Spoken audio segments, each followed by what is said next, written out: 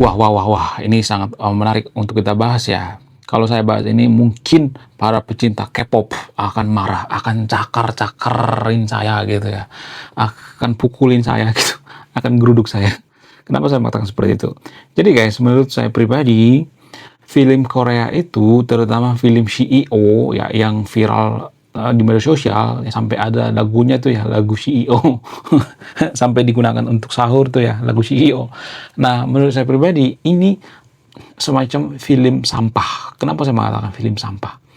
Karena tema daripada film CEO itu kan pangeran mempersunting pembantu misalnya, orang yang miskin ya, orang yang sengsara, orang yang teraniaya gitu. Ya biasanya kan hal-hal seperti ini sangat lumrah ya di film-film Korea ya kalau saya perhatikan ya. Bahkan film yang sangat terkenal di Korea seperti Full House dan lain sebagainya itu kan sebenarnya film ya gadis yang teraniaya, yang tidak punya rumah dan lain sebagainya, kemudian sampai punya rumah dan lain sebagainya. Itu kalau saya perhatikan ya.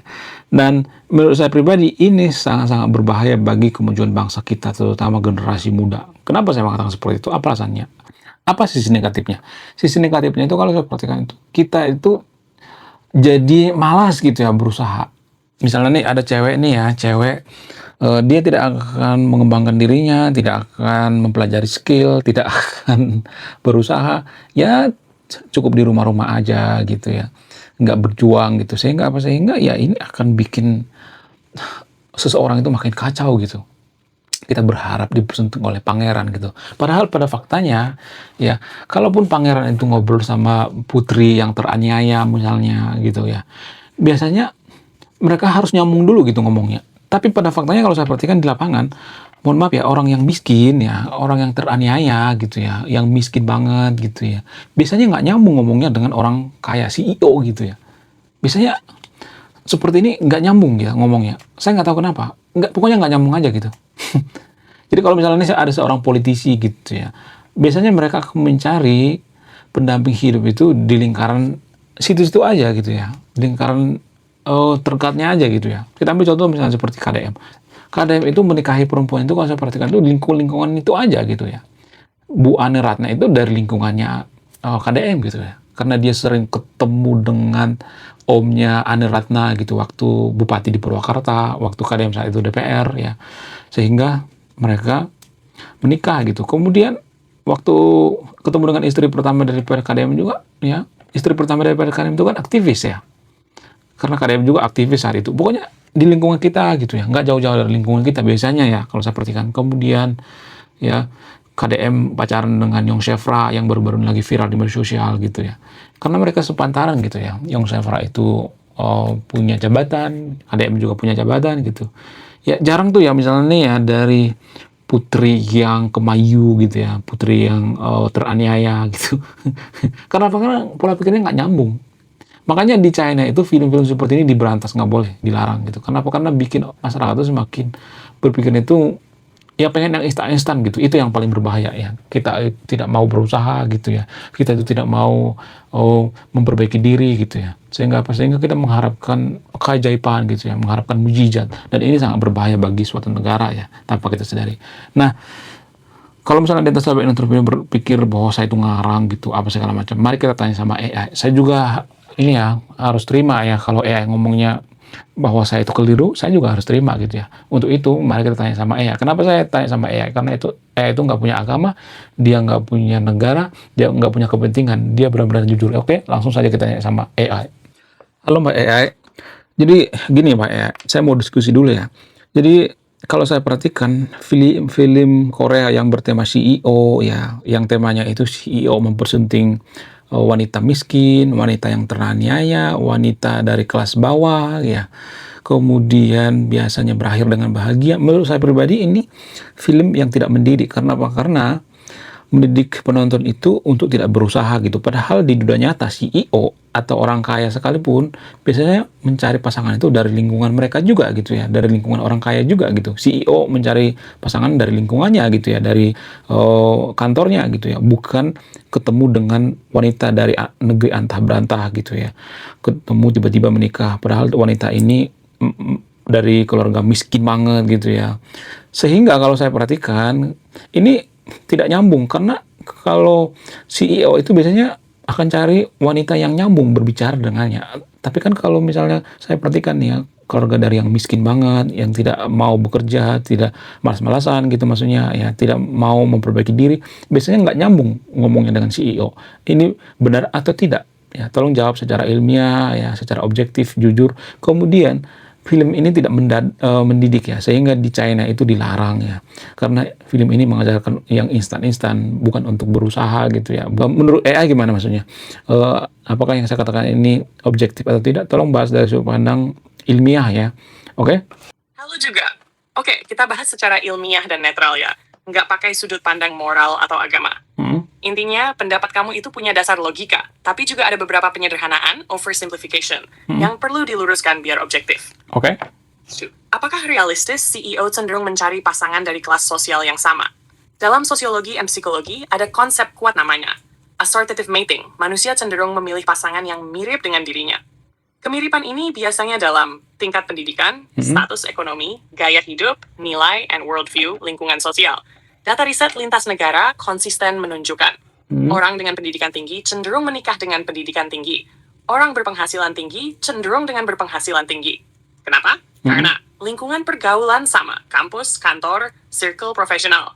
Bahasa dan referensi hidup nyambung, gaya hidup kompatibel, risiko konflik lebih kecil. Jadi secara statistik, iya benar, pasangan beda kelas ekstrem itu relatif jarang terjadi di dunia nyata. Film CEO plus gadis miskin wah anomali sosial, bukan pola umum. 2. Soal nggak nyambung ngomongnya. Ini juga ada dasar ilmiahnya. Dalam psikologi sosial ada konsep, homofili, orang nyaman dengan yang mirip dirinya. Komunikasi lancar biasanya dipengaruhi oleh level pendidikan, exposure budaya, pengalaman hidup, cara berpikir referensi sosial. CEO hidup di dunia, bisnis, strategi, networking, tekanan kerja tinggi, lifestyle tertentu. Kalau dua orang berasal dari dunia yang sangat berbeda, potensi miskomunikasi memang meningkat. Bukan soal miskin versus kaya semata, tapi soal kesamaan pengalaman dan kerangka berpikir. Tapi penting, tidak otomatis berarti orang miskin tidak bisa nyambung. Karena banyak orang dari kelas bawah yang highly educated and socially adaptive. Masalahnya bukan status ekonomi, tapi modal sosial dan kognitif. 3. Apakah film seperti itu tidak mendidik? Ini wilayah yang lebih kompleks. Dari perspektif media studies dan psikologi, film romantis seperti itu termasuk kategori fantasy escapism narrative. Fungsinya seringkali hiburan, pelarian psikologis, emotional gratification, wish fulfillment, bukan simulasi realitas. Masalah muncul kalau penonton menganggapnya representasi dunia nyata. Tapi secara desain, genre ini memang tidak ditujukan untuk edukasi sosial realistis. Mirip Cinderella trope, Prince and Commoner trope, fairy tale romance. 4. Apakah benar China melarang genre ini? Ini perlu diluruskan biar akurat. Yang terjadi di China bukan pelarangan total cerita CEO gadis miskin. Yang sering dibatasi adalah konten yang dianggap mempromosikan materialisme ekstrem, glorifikasi kemewahan berlebihan, nilai sosial yang dianggap problematik, industri drama web tertentu. Lebih ke regulasi ideologis dan budaya media, bukan karena riset ilmiah soal dampak malas berusaha. Jadi klaim dilarang karena tidak mendidik, tidak sepenuhnya presisi secara faktual. 5. Apakah film bisa bikin orang malas berusaha? Efek media menurut riset psikologi. Tidak sesederhana itu. Mayoritas studi menunjukkan, media jarang mengubah perilaku secara langsung, tapi bisa membentuk persepsi, membentuk ekspektasi, memperkuat bias, harapan. Ada konsep, cultivation theory, paparan media jangka panjang bisa mempengaruhi cara orang melihat realitas. Misalnya, ekspektasi cinta tidak realistis, standar hidup tidak realistis, persepsi sukses instan. Tapi ini efek halus dan tidak universal. Kesimpulan objektif. Beberapa poin kamu punya dasar ilmiah. Manusia cenderung pilih pasangan yang mirip, benar. Perbedaan dunia sosial bisa bikin komunikasi sulit. Cerita CEO gadis miskin memang jarang di realitas. Tapi ada juga yang perlu dinuansakan. Tidak otomatis beda kelas, tidak nyambung. Film genre fantasi tidak dimaksudkan sebagai panduan hidup. Regulasi Cina lebih kompleks dari sekadar tidak mendidik. Oke, kenapa drama CEO Korea laris tapi nggak realistis secara sosiologi? Kemudian kalau saya punya anak nih ya, anak cewek gitu, kecanduan nonton film CEO, apakah boleh saya larang gitu? Apakah itu berdampak nanti ke masa depannya gitu? Tolong jawab dengan jujur secara akademis. Oke, kita bahas jujur dan akademis, santai, tapi tetap berbasis riset ya. Pertanyaan kamu sebenarnya ada 2. 1. Kenapa drama CEO Korea laris walau nggak realistis secara sosiologi? 2. Kalau anak cewek kecanduan drama CEO, apakah perlu dilarang dan apa dampaknya? Nenas 2. Kenapa drama CEO Korea laris banget? Dalam psikologi and media studies, ada beberapa penjelasan kuat. Escapism, pelarian psikologis. Manusia suka cerita yang indah, tidak biasa, memberi harapan, menghibur emosi. CEO plus gadis biasa itu fantasi status and romantis. Penonton dapat sensasi, hidup mewah, dicintai tanpa syarat, mobilitas sosial instan, perhatian dari figur high status. Ini bukan soal logika, tapi gratifikasi emosional. Mirip kenapa orang suka dongeng Cinderella, cerita pangeran, dan rakyat biasa, superhero. Otak manusia memang menyukai narasi yang memberi reward emosional. B. Hypergamy fantasy, konsep evolusioner. Dalam psikologi evolusioner, ada teori bahwa manusia sensitif terhadap status, sumber daya, keamanan. Figur CEO wall symbol, stabilitas, proteksi, kekuatan, kontrol. Jadi cerita CEO romantis itu sangat menyentuh tombol psikologis bawah sadar. Bukan Korea doang, trope ini global. Say narrative design. Korea memang jago, drama Korea sangat kuat di emosi intens, karakter idealized, visual glamour, konflik melodramatik. Mereka menjual feeling, bukan realisme sosial. D. Kenapa jarang di dunia nyata? Karena di dunia nyata berlaku assortative mating plus homofili. Orang cenderung memilih pasangan dengan pendidikan mirip circle sosial, mirip lifestyle, mirip relasi beda kelas ekstrem memang statistically rare. Tapi film memang tidak harus realistis. 2. Kalau anak cewek kecanduan drama CEO, bahaya nggak? Ini bagian penting yang menarik. Jawaban akademisnya. Tidak otomatis bahaya, tapi ada potensi efek kalau konsumsi ekstrem tanpa filter kognitif. A. Yang biasanya terjadi menurut riset. Paparan media romantis berlebihan bisa mempengaruhi ekspektasi hubungan, standar pasangan, persepsi cinta. Contoh efek yang kadang muncul, mengidealkan pasangan terlalu tinggi, mengharapkan cinta ajaib and instan, salah paham soal realitas relasi, over-romantisasi orang kaya, high status. Ini dikenal dalam psikologi sebagai romantic belief formation cultivation effect. Tapi efeknya tidak universal dan tergantung individu. B. Tidak berarti nonton drama bikin gagal hidup. Mayoritas orang bisa membedakan fiksi versus realitas. Efek negatif biasanya muncul kalau anak masih sangat muda, kurang literasi media, konsumsi sangat berlebihan, tidak ada diskusi penyeimbang realitas. Perlukah dilarang total? Secara psikologi, perkembangan pelarangan keras sering kontraproduktif. Kenapa? Karena reaktansi psikologis makin dilarang, makin penasaran. Bisa memicu konflik emosional, tidak membangun kemampuan berpikir kritis. Pendekatan yang lebih efektif menurut banyak studi parenting and edukasi. Regulasi diskusi, bukan larangan mutlak. Strategi yang lebih sehat daripada stop, nggak boleh nonton begituan. Lebih efektif, batasi durasi. Misalnya screen time rules, ajak diskusi realitas versus fiksi. Tanamkan konsep dunia nyata, relasi, dan karir. Kembangkan critical thinking. Contoh obrolan ringan tapi powerful. Open quote, menurut kamu, di dunia nyata gampang nggak ya ketemu CEO terus jatuh cinta? Kenapa ya film suka bikin cerita kayak gitu? Kalau di realitas, orang sukses biasanya cari pasangan gimana? Close quote. Ini membangun literasi media dan rasionalitas sosial, bukan sekadar kontrol. Amdesna 4. Apakah bisa berdampak ke masa depan? Potensi dampak ada kalau anak menginternalisasi fantasi sebagai standar hidup, mengembangkan ekspektasi relasi tidak realistis, menolak realitas sosial dan usaha pribadi. Tapi ini bukan otomatis akibat drama CEO. Faktor utama tetap pola asuh lingkungan, pendidikan, pengalaman nyata. Media hanya salah satu variabel kecil. Kesimpulan jujur dan akademis. Drama CEO laris karena psikologi manusia suka fantasi and reward emosional. Cerita itu memang jarang secara sosiologi, tapi normal dalam hiburan. Tidak otomatis berbahaya untuk anak. Larangan keras biasanya kurang efektif. Pendekatan terbaik, pembatasan, diskusi, literasi realitas. Kalau kamu mau, topik ini gila sih kalau dijadikan konten YouTube. Bahaya nggak sih anak cewek kebanyakan nonton drama CEO? Oke, singkat saja. Jadi gini, berarti secara tidak langsung Korea itu menjajah Indonesia dong ya dengan drama CEO-nya gitu. Secara tidak langsung pasarnya kan banyak di Indonesia atau di luar negeri gitu.